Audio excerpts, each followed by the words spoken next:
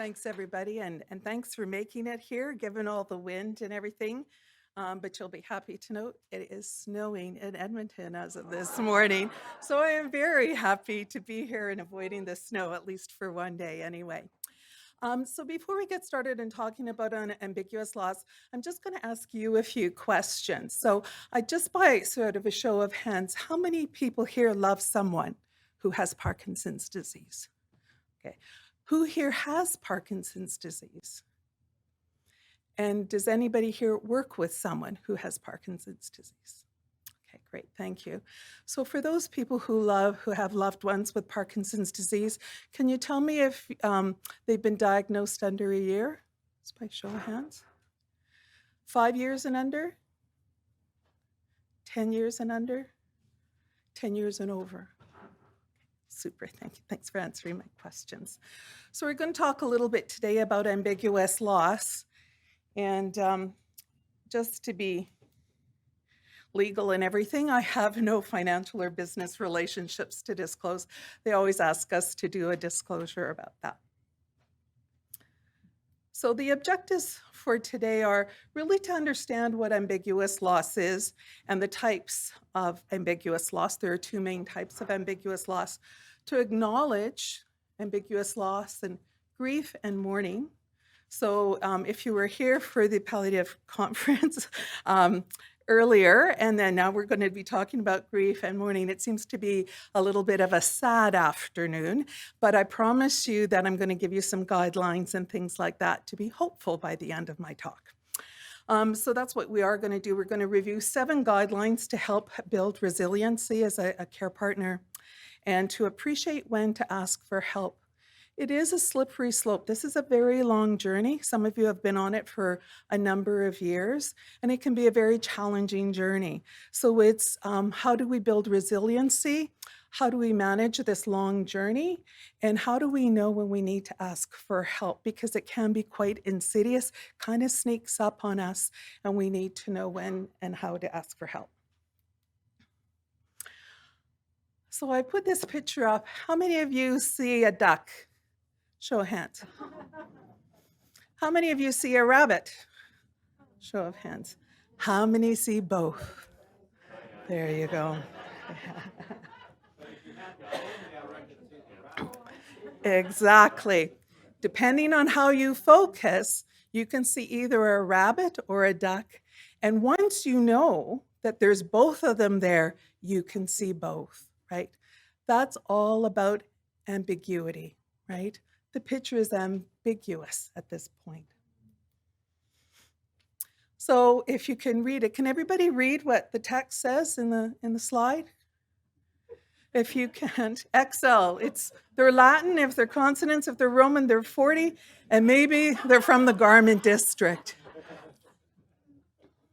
Ambiguity can occur in what we see and what we feel, what we read, right? So this is an example of just ambiguous words. What does XL mean? And it depends on the context, right? So what the context is will often sort of build meaning around what that ambiguity is. So what is ambiguous loss? So ambiguous loss is a loss that's unclear, right? Has no resolution, no closure. And although ambiguous loss is probably a new term to many people, our experience with ambiguous loss is actually pretty common. If you think about maybe one of your kids going off to university, that's a loss, right? You've lost their physical presence in your home, but you haven't lost them psychologically, emotionally, right? They're still there in your heart, right? So the term ambiguous loss was first coined by a psychotherapist in the United States called Pauline Boss. And Pauline was asked to work with families of soldiers who were missing in action out of the Vietnam War, so Vietnam and Cambodia. And what she found was families were really struggling with the thought that their loved ones were missing. They were still in their heart, they were still very present in their mind, but they physically weren't present. And they struggled with that, right? So that's kind of where the whole term ambiguous loss comes from. And there's really two types that she is described of ambiguous loss.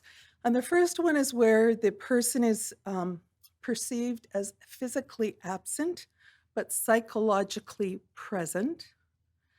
And the second type is where they're psychologically absent, but physically present. I'll give you some examples of that.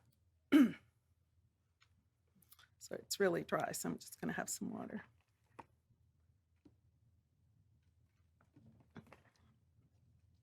So missing and murdered Indigenous women, we've had a lot of press about that in Canada.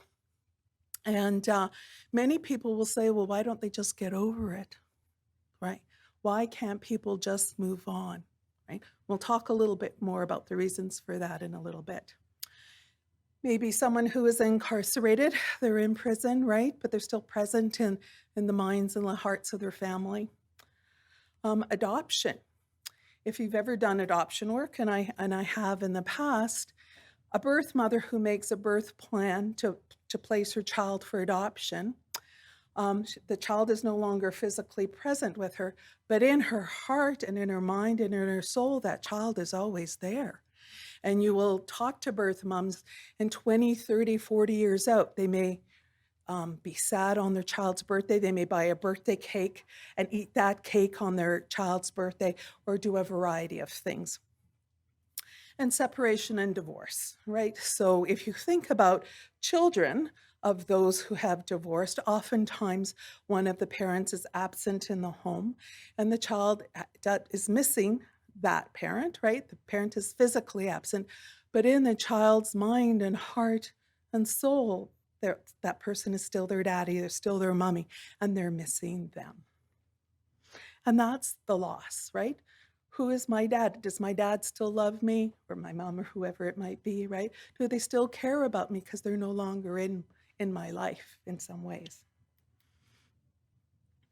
And then the second type is where you're psychologically absent but physically present.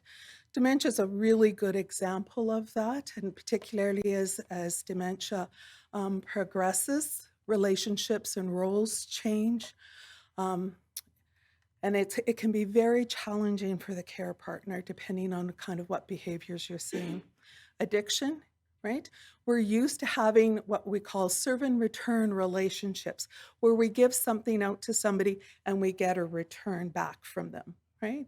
And so when addiction is present in a family, that serve and return relationship is broken. We may give something out, but we don't get something back, or what we give out and what we expect to come back is different than when we thought it was going to be. Chronic mental illness, right? The challenges. If you know of anyone who has a loved one in their family who has significant and difficult to treat mental illness, you'll know that they are also struggling with the loss that happens. And depression. Okay. So Pauline Boss doesn't really talk a lot about Parkinson's disease at all, but I've had a lot of experience in the clinic in Edmonton with people who have Parkinson's disease and their families and their loved ones and caregivers. And I think sometimes, from my perspective, and this is just my opinion, that PD really does present sometimes the challenge of both types, right? So if I was going to talk to Pauline Boss, I'd say maybe there's a third subset, right? Because Parkinson's is progressive, right? The losses continue, right, over time. We all know that. With a degree of uncertainty, we've heard a lot of the physicians and neuropsychologists and others talking today. Well, it depends, right? It's not a perfect path for everybody. No, not everybody follows the same path, right? So there's some unpredictability about it. And that's very typical of ambiguous losses, right? The unpredictability, the uncertainness of it.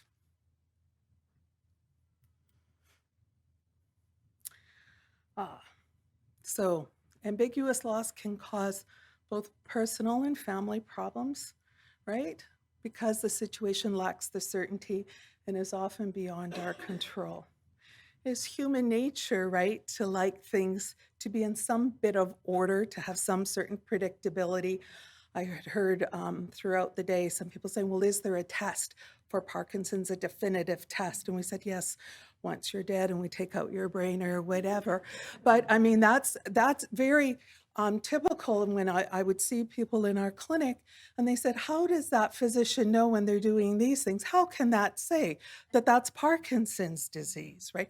How does that make any sense? Well, that's our gold standard, a neurological exam.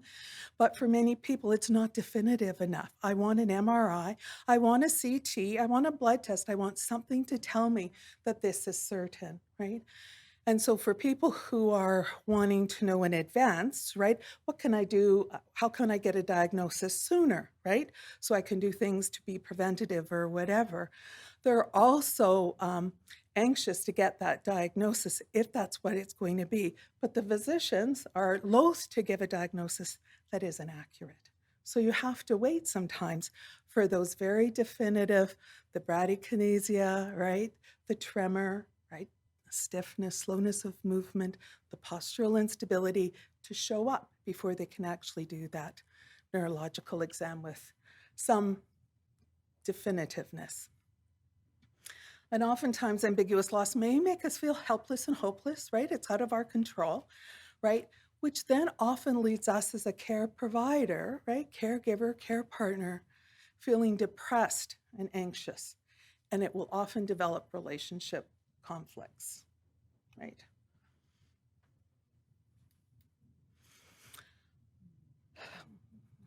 Who relates to this picture? The roller coaster, right? That's, I think, a pretty good description of life with Parkinson's, full of ups and downs and twists and turns. And oftentimes you're going off in a direction that you don't necessarily think you're going into, right? And you're not always prepared for it, right? And things may happen before you're prepared. We talked in the breakout session just before us about being prepared with our documents and all the rest of it. That's great. You should all do that. See your local social worker or the Parkinson's Society to get that done. But sometimes things just don't happen the way you think it's going to be. You have an idea of how life is going to roll out, and it doesn't quite happen. And this is very typical of the atypical Parkinson's journey.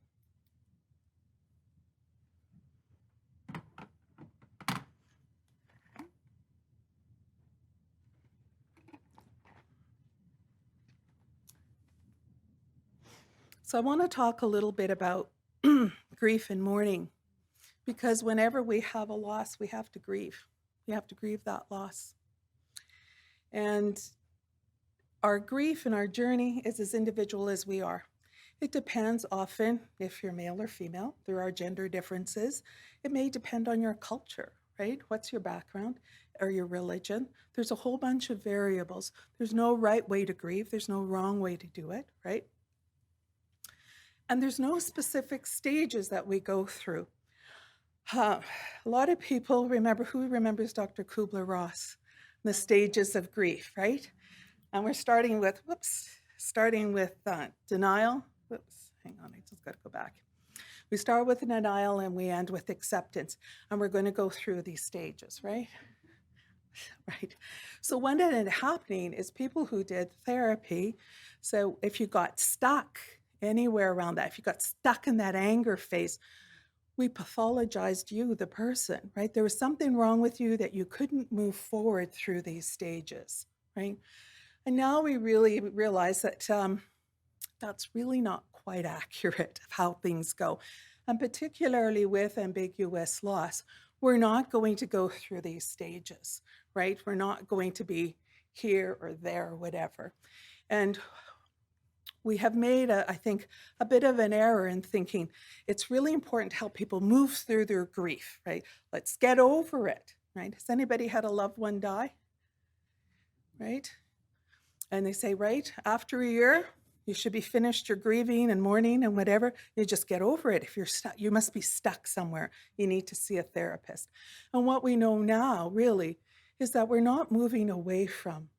It's we're having to sit with. We move into our grief.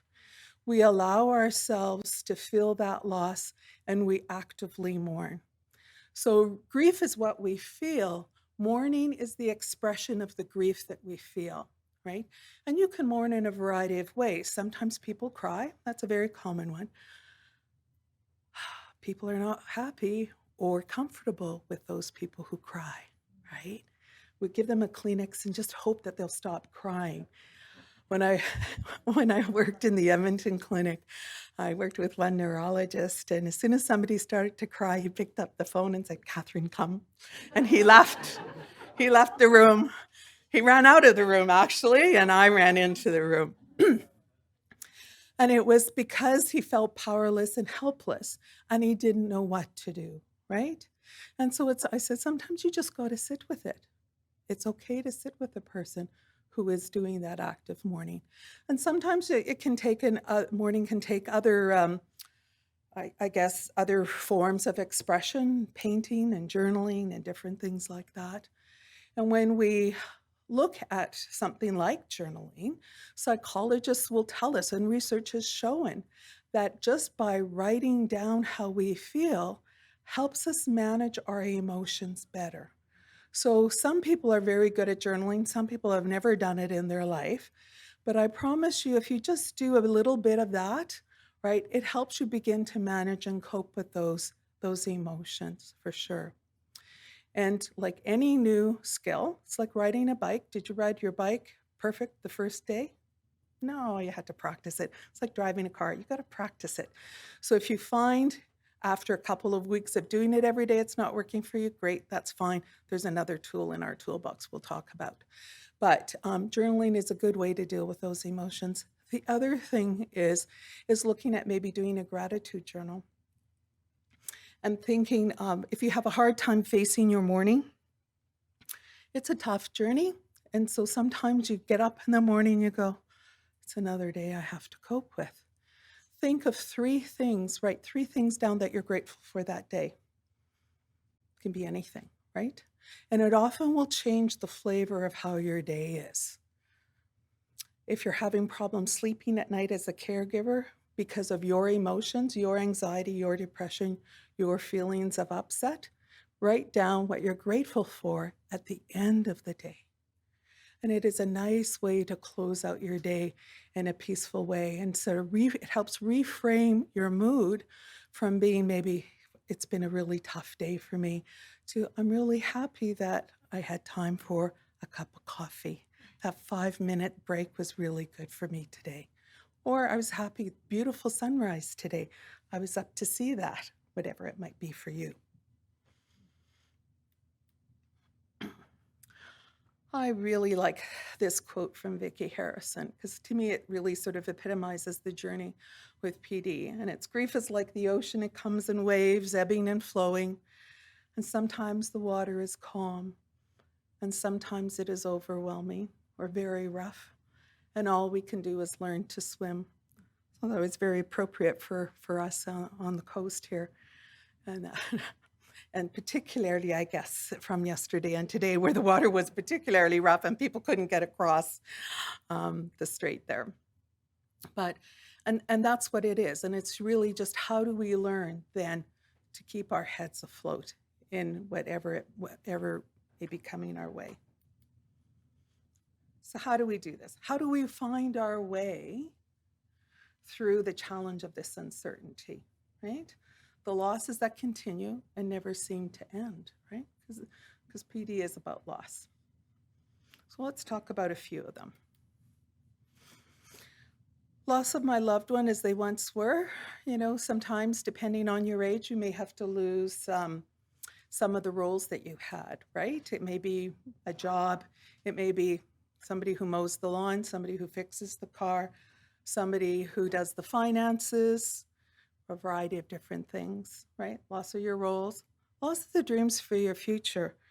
You know, many of us have an idea of like, when I retire, this is what I think my life is going to look like. This is what I hope my life is going to look like. And usually, a lot of people get diagnosed between the ages of sort of 60, 65-ish, just as you're kind of heading maybe into retirement. And those dreams that you thought of what your life was going to be like have then maybe altered a little bit. For you as a care partner, a loss of control over my life, right? My partner is maybe becoming more dependent on me, and I'm losing some of the control over what I wanted to do and what I thought my dreams were for my life. Loss of freedom. And that may come more and more as time goes along, as your partner maybe loses some of their abilities. Loss of financial security. Has anybody done any investigating, pre-planning into looking at care and private care here in this province? It's the same in Alberta. It's like horrifically expensive, right? And so what you thought, gee, world cruise that I was going to go on, well, no, I'm going to hire a caregiver instead to give me a break, right? So that financial security piece, and if you're going to do some forward planning, really talk to somebody about that around what can be done and what are the different options. More and more, and we're seeing this trend, is the health authorities are looking to family members to provide more and more care. The baby boomers are creating the bulge. We called it the silver tsunami. Have you guys heard that word? The silver tsunami?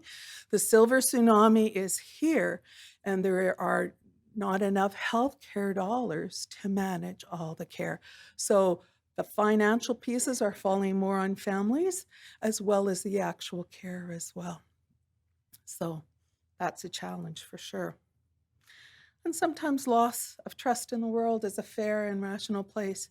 Has anybody said, this isn't fair? This isn't right? Why did this happen to me? Oh, and it can change that sort of maybe that positive Polly that you used to be into that negative Nellie, right? And it's insidious. It can just sort of start to shift your overall thought of the world of being a negative and unfair place that come with it. So problem-focused coping and emotion-focused coping. And according to Pauline, the research is telling us the primary stress will fall into 5 areas, right? So there's the physical stress, the actual physical caregiving piece, right? And the psychological, the emotional, the social, and then the financial. So those are your 5 stressors, right? And so people will generally tend to be kind of more one side or the other of the coping. So problem-focused coping, those are the people who are really good at sort of managing the, say, medications or getting the finances in order. So what's the problem? Let's work on the very sort of what we call sort of instrumental tasks that need to be done. And then there's people who are more emotion-focused, feeling more about dealing with the acknowledging of the feelings, right? I'm really sad because. So on the continuum, people tend to be more one or the other, and it tends to be, not always, but men tend to be more problem-focused copers than the emotion-focused copers. That just seems to be what happens. But also when we're looking at coping, there's what we call the approachers and we use the word avoider, but I like to use the word one day at a timers. And and it's just a different style. There's no right or wrong to it. So the approachers are the people who go, say, to the neurology appointment and say, okay, I want you to give me the best books on Parkinson's disease. I want to know where I can go to get the best exercises, and maybe where do I go for speech and whatever. And you want all the information so you can begin to manage and plan out. You approach the issues, you approach the problems, and you want to know everything. And if you are seeing someone who is sort of saying, well, gee, I don't want to overwhelm them, so I'm going to hold back, that professional actually creates more anxiety for you because you're saying, why aren't they telling me something? Why are they holding back? Is there something they're not telling me that's really serious and they don't want me to worry? Or maybe they don't have time for me and I don't respect them as much because they're not giving me all the education that I want, right? And then on the other side of the spectrum, the avoiders are the one day at a timers. I like one day at a time, because if you're seeing, say, a professional who says, here's the books that you should read. This is the exercise class you should go to. You should practice this and you should do this. They're going, oh my God, I'm totally overwhelmed. I can't cope with all of this information, right? I just need you to give me a snippet at a time, just one day at a time, and I'll be happy, right? So don't overwhelm me because you're going to increase my anxiety. And I often found when I saw couples that it was very typical that one part of that couple was the approacher and the other part of the couple was the one day at a timer. And oftentimes the people who are the one day at a timers, people use the word, they're in denial, right? They're not coping, they're whatever. And that's not it at all, right? It's just that I can only manage so much at a time. And that's what makes me feel comfortable. So if you're in a partnership with anybody and, say you're the daughter, I know I'm an approacher. My father is an avoider. I used to call him the ostrich, to keep his head in the sand. And really what it was is when I really began to think about it, he just needed to know the most immediate piece.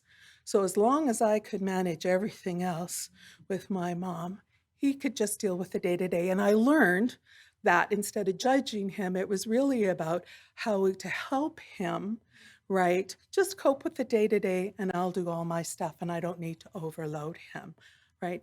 So, if you are in a relationship, think about how you are different in terms of your coping styles and think about what you need to manage and reduce your stress and anxiety and that as it goes through being a care partner, right? So it's just different, right? Not one better or the other.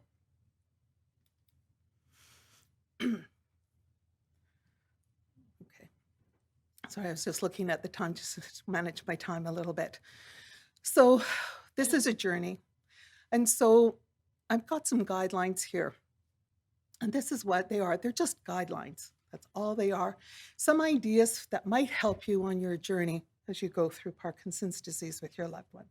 And you've got the Coles notes in your handout, so it's just the title. But here they are.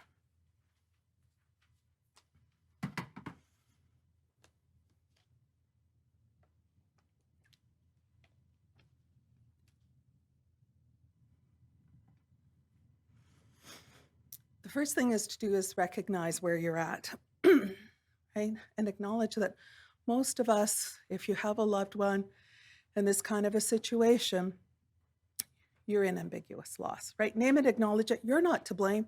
These are things beyond your control. Talk to your peers, join a support group, find forgiveness, right? Because oftentimes as a care partner, we're not doing enough. How come I feel this way? A lot of times there's difficult emotions, and we'll talk a little bit about that. But there are difficult emotions that come with it, and we feel guilty about those emotions that we actually feel.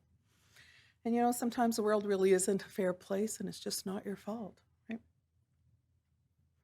And the key with ambiguous loss is if you go back to the duck and rabbit picture, it's both. It's not one or the other, it's actually both, right? How do you live with my loved one is here and they're gone, right? That part of, say, if they have the dementia or the physical pieces, right? Their legs don't work anymore necessarily, that physical piece is gone. Call on others for support. So who's really there for you when things get tough? It may be family, but it may not be family, right? It may be friends, it may be your neighbors, it may be your church community, maybe support groups, right? Maybe a government agency, could be anything. But we know that being isolated as a care partner is not a good thing, right? It's harmful to your physical health, your psychological health, your emotional and your spiritual well-being. Yeah. You need to build your support system. And that may be creating what we call a psychological family, right? A lot of times with ambiguous loss, there is conflict within family relationships. And sometimes it's just way better to build that network with people who get you, right? I call it building your tribe, right? Find your tribe, find those people that are going to understand. They don't have to necessarily meet in person. Sometimes it's an online group, right? Especially, I don't know how many of you are sort of far away, but certainly in Alberta and Edmonton, We've got the northern communities. It's really hard to get down to, say, and see people in support groups or whatever. You're 6 hours drive away and, icy, snowy roads. So figure out how to build that support system, right? Build that psychological family for yourself. Be aware of your anger and your guilt. Anger and guilt are really common, and I'm going to name them, right? Because they're typical emotions that you often might feel in response to your situation, right? So think about the impact that anger and guilt are having on your life, right? So while it's okay to have those emotions, right? It's very normal and typical to have them. It's not okay to act out on them, right? So if you think about, I'm feeling really angry, I've lost control of my life, we're now in a financial pickle, I'm exhausted from being up all night, you're not going to be at your best happy Pollyanna self, right? Let's face it. So it's very easy maybe to do the shouting or do different things, right? That's when you need to get some help, right? Talk to a friend, pick up the phone, talk to a friend. And sometimes it may be just as simple as, I need a break. I need to get some respite. I need some space, right, to replenish myself. Right? So I'm not sure what it is here, but in Edmonton, so Edmonton's a city of over a million point three people in our Edmonton zone, we have 7 respite beds. So, it might be very interesting to look at what kind of respite beds you have in your community. And our respite beds are only in a long-term care facility. So nothing, that doesn't work, right? That really doesn't work very well. So maybe that's where Parkinson's Society of BC you can talk to them, and they're very good advocates. I'm so impressed in terms of saying, what do we have for respite, right? That's an essential part of caregiving, right? If you're managing someone at home, you need to have breaks, proper breaks, right? To help manage sometimes the stresses that you are under.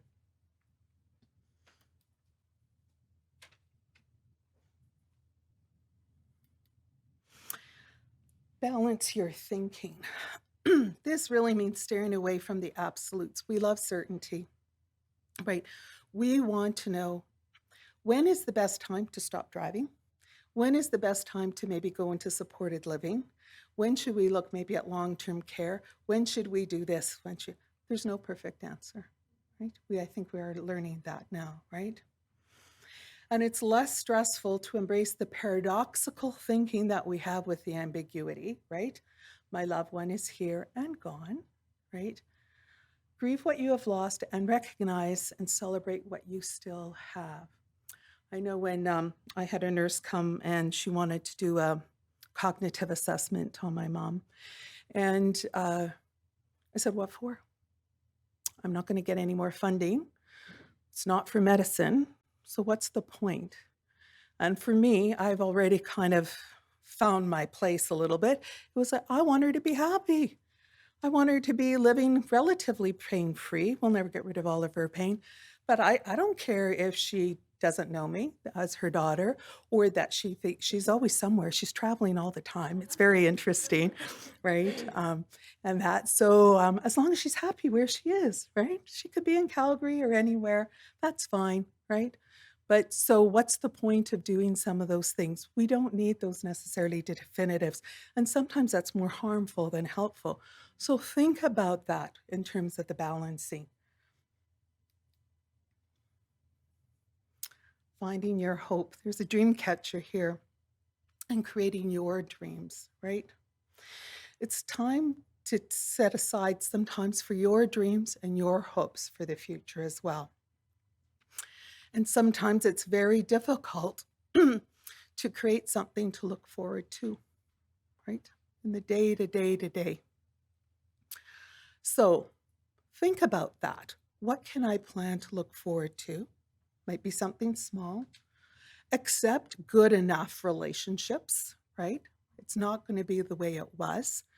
Your wife or your husband, your mother, your father, your brother, your sister are not going to be who they were anymore, right? We talked a little bit about practicing some gratitude and redefined or find new meanings for what is lost, right?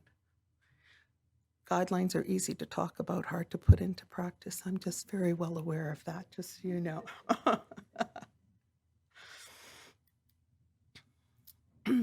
And the 7th one is look after yourself. The bottom quote is, a dull knife needs to be sharpened on a regular basis to be useful, right? And for me, that was a very good visual that I had to learn as well, in terms of making sure that we look after ourselves so we can actually do something and continue on the journey. So find the activities that help you manage, right? When you're feeling maybe powerless, you need to, some people would say, we're a vessel and we need to put things in the vessel before we can pour things out of our vessel. Your activities can be problem focused or emotion focused or whatever. Be mindful of your stress and your stressors. They sneak up on you. And really seek professional help if you're struggling. There's lots of support around. It's just a matter of finding what fits for you, right?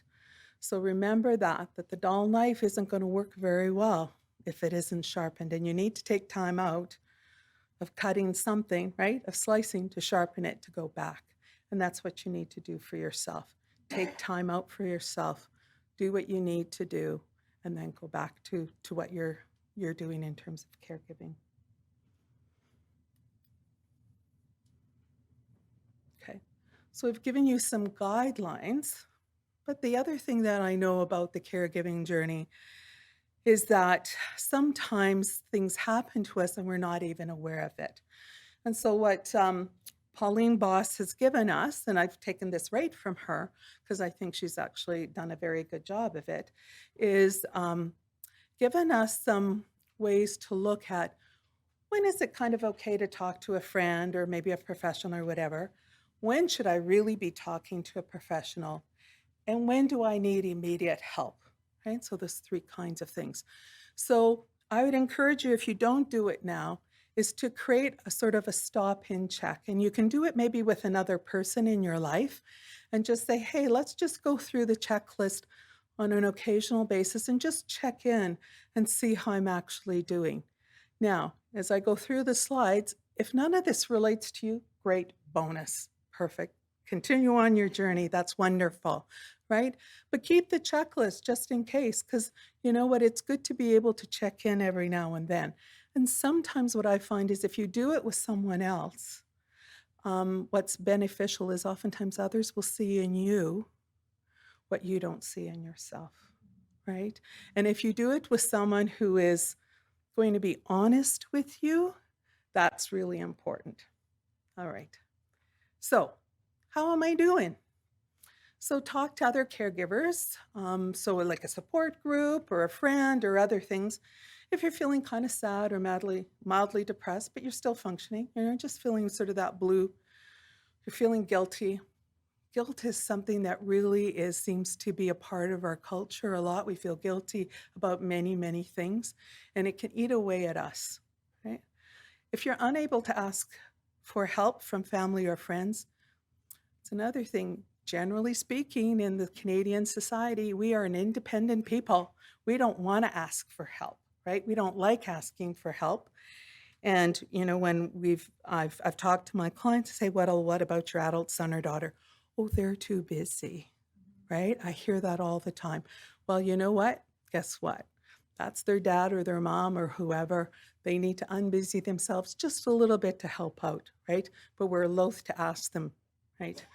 We may be stuck or confused, not sure what to do, not sure where to go. Sometimes I have found that I have learned way more from the people that I work for, I'll use that word, than schooling ever taught me. People have been very generous and open, and so I've been able to share some of their tips and strategies and things like that. So that's, again, another benefit of being part of a support group or something like that, where you can learn from other people. And often if no one is hearing you, if you feel like you're crying out into the wilderness and no one is hearing you, you need to talk to people. So one step up from that, when do you need to talk to a therapist, right? So a social worker, a psychologist. I think no one's talking to the poor neuropsychologists. Like, man, are they good, right? So talk to a therapist if your family levels are so high, right? The stress levels are so high that what? You finish the sentence. That nobody's talking, everybody's fighting, Christmas has been canceled, whatever it might be. That you are putting relationships on hold, right? Because caregiving is taking all of your time. And it starts slowly, right? And it becomes bigger and bigger and bigger. So just be watchful for that. If your conflict with your family and your neighbors or friends have increased, oftentimes that conflict, that anger is part of depression, right? Depression is often expressed through conflict. So be mindful of that. And if family celebrations or traditions are canceled, right? We're canceling. Christmas is canceled this year, we're not doing it or whatever. Got to figure out different ways to adjust that. And if you're finding that your family and your friends are neglecting you, right? When people don't know what to do, you know what they do? They avoid. People don't know what to say, they don't say anything. We haven't built a culture where we approach things, we're avoiders, right? And if you're feeling abandoned, you shouldn't feel abandoned, you shouldn't feel alone. There are 12,000 people in this province with Parkinson's, and at least double that who love them, right? There's lots of people around that you can kind of connect with. And you need to seek immediate help if you're feeling so depressed, hopeless, or anxious that you are not functioning, that you don't want to get out of bed in the morning. If you're starting to feel physically ill, right? If you're feeling in danger,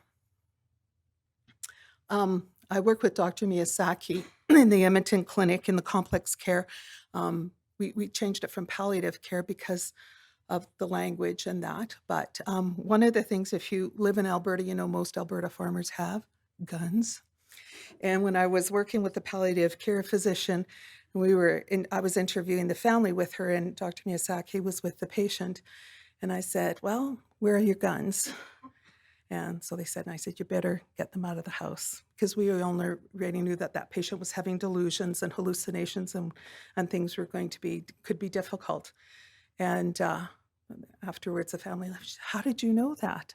She was from Europe, right? In a city in Europe. And I said, well, every Alberta kid knows that farmers have guns, and we have to be mindful of that. So oftentimes too, as a social worker, I would do a safety plan, right? For sometimes things happen and you have to put a safety plan in place. So if you're feeling in danger, you need to talk to somebody and work through that safety plan, right? Maybe you might feel like hurting yourself or the person you're caring for, right? You're so frustrated, you're so angry, you need help. Or if your intake of alcohol and recreational drugs are not. So seek immediate or professional help. Again, a couple of things. If you're not eating, you're not sleeping, you're no longer taking care of yourself, there's no joy in your life, you have no happiness, and you see your death as the only way out, right? Suicidal thoughts. So get some help. As a care partner, you need to ensure that you receive the support that you need and that you deserve, right? You actually do. And so the important message here is really to get and stay connected, right, with the supports. And I'm out of time, so I just want to briefly mention some authors that I think might be helpful. This is sort of the very short snippet on ambiguous loss, but if you want to read a little bit more about it, Pauline Boss, like I mentioned earlier, is the psychotherapist who coined the term, and she's written a number of books, but I think the two that might be most helpful here, one, Loving Someone Who Has Dementia, and the other one was Ambiguous Loss, Learning to Live with Unresolved Grief, which is very good. Brene Brown is a social worker from the States. The Gifts of Imperfection is just a phenomenal book, and it helps us manage our own expectations of ourselves and others' expectations of us. So if you're struggling with that, I really highly recommend Brene's book to you. David Posen is a physician. He was in Alberta and now he's in Toronto. He's written a variety of books. He's a dynamic man. If you ever get the chance to hear him speak, I'd highly recommend paying whatever it costs to go and hear him. But he's got a book called The Little Book of Stress Relief. And it's just sort of like little one-pagers of how different strategies of managing stress. And I think, when you're really overwhelmed and stressed, it's very difficult to find lots of time. Having one little page is sometimes very helpful. And then Alan Wolfelt is a psychiatrist from the US. He's got the Center for Grief and Mourning, and I think it's in Arizona, if I'm not mistaken. And Living in the Shadow of the Ghosts of Grief. He's got lots of different kinds of journals and things like that. He's a very prolific writer, and that helps sort of manage all of the journey of grief and loss. And he's excellent as well, very practical. So my last slide here, sorry about that, is to keep your face always towards the sunshine and let the shadows fall behind you. So thank you very much. And if you want to ask a few questions, I'm here. And I will stay around as well if you need to ask a private question if you want to.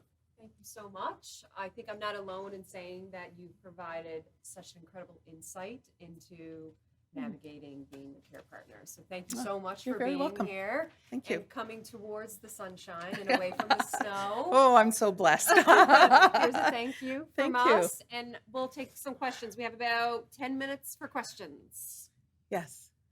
Hi. I have a little bit of difficult one to ask Okay. or to say.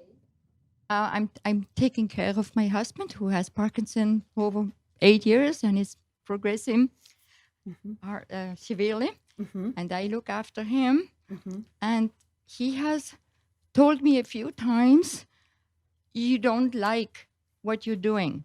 Mm-hmm. Saying to me that apparently I don't show a loving, caregiving demeanor. Mm-hmm. I really found that very hard. And maybe I find it hard because it is true. I'm sorry, that's true. I don't really like what I'm doing, but this is where we are. So the love relationship to a partner we have lived with for many, many years, suddenly the element of love actually goes away because it's a duty now, right? So a couple of things I'd say is that sometimes the caregiving is really hard and you need to tell your care partner that, right? It is tough, right? But I married you and I love you. And sometimes to bring those thoughts of that love back is get out a picture album of your wedding maybe, or a trip that you took, or some family events that you liked, and go through that together and help sort of rekindle those happy and good memories for yourself, right? Because you need that as much as him, right? And I think that the reality is caregiving is hard, and sometimes we aren't as loving about it as our care partner would like, because it is tough. So own that and say, yeah, it is tough for me for sure, but I love you. And then, maybe then at some point the conversation would lead to, what if caregiving gets to be too much? Then what will we do and how will we know? And have I could have done a whole other, discussion following Kieran's talk around advanced planning, right? And having those discussions and saying, what would you like to do different? What would you want differently, right? And sometimes that might help as well. You're welcome. How do we, as the caregiver, help the person with Parkinson's deal with their own ambiguous grief? Yeah, I think some of the guidelines that we talked about already, one is recognizing it, right? And they are looking forward to sort of more losses, right? And so the thing is how do we manage those losses? And oftentimes we think in absolutes, right? And I'll give you an example. My girlfriend's husband has Parkinson's, and we all used to golf together. And he lost the ability to golf, right? And so he was, I'm not golfing. And we said, well, come out in the car. We'll take carts, right? And then, you know what? If you can't do the whole course, why don't you just put the ball down and putt it in, right? Or whatever, or keep score, or whatever, right? Adjust. It doesn't have to be all or nothing, right? figure out ways maybe to kind of do something that isn't so absolute if you can, right? And then look at some of those other guidelines, right? And they may need some help as well, right? When I worked in the clinic, I never used to see people as much for depression because they were too depressed to get off the couch. I saw a lot of people for anxiety because anxiety makes you really uncomfortable and you want to get to go away. But I often saw care partners for the apathy of their care partner, right? The apathy that comes with the Parkinson's creates a lot of distress amongst the people who are living with them, right? I see people nodding their head, yeah. And so sometimes you, as a person, need that support from others as well, and also take a break, right? I would add to that as well is the people around you are going through some of the same things.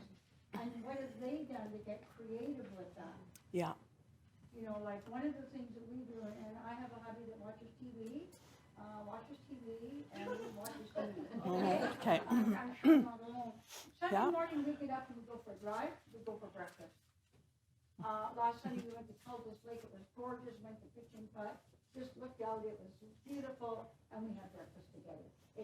It's not what it was, but we can go on a different new journey. Yeah. He's here. Yeah. He's here. That's big. Scare the hell out of him. We get tired of pushing. Well, I know we do, but you know what? Somebody's got to. Well, I'm kind of back with, I don't know your name, but yeah, just because I think, well, what hope is there for the caregiver? It still all gets turned around that you have to be creative. You have to talk to all the other caregivers. You have to come up with new ideas. Like to me, I'm just thinking this is an exhausting journey and not one I want to be on. And I'll just say that I'm kind of, and I like to do, I love my husband, and I will look after him. But boy, I think it's all about, like I had a rich life and I can already see little bits of it getting eaten up. I think, oh, well, I can't go play tennis with my pals because I don't have the energy to go do that, then come home to whatever. And I'm still doing a lot of it. Yeah. But I am resentful. So I don't seem to fall into the group of caregivers that is more dedicated to caregiving. Well, I hate I think caregiving. you're probably more of the norm than you think you But are, to be I don't honest. hear people say it. I was just gonna say. They don't say it. Nobody wants to talk about it.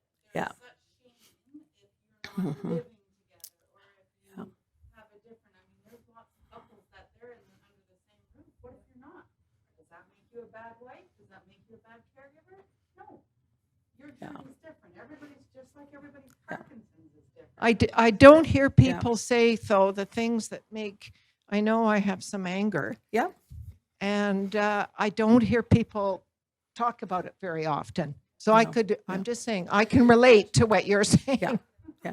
And that's why when I talked about the guidelines, I talked about anger and guilt, because those are really two big ones for sure. And you have to find out what works for you in your situation, right?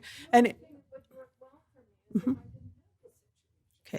Well then, okay, yeah. Well, what are your options then? My options are, as I can hear, you say, be grateful for having coffee for 5 minutes. I think, my God, I don't feel like that's a life for me. Yeah.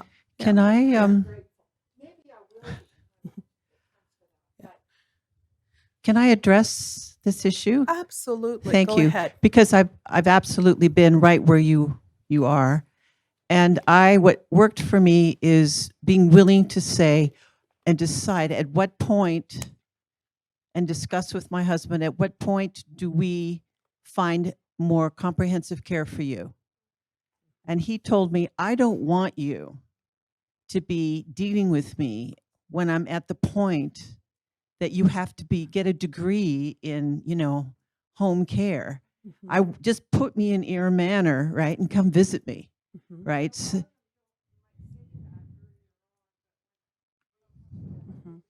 But it's important to have that.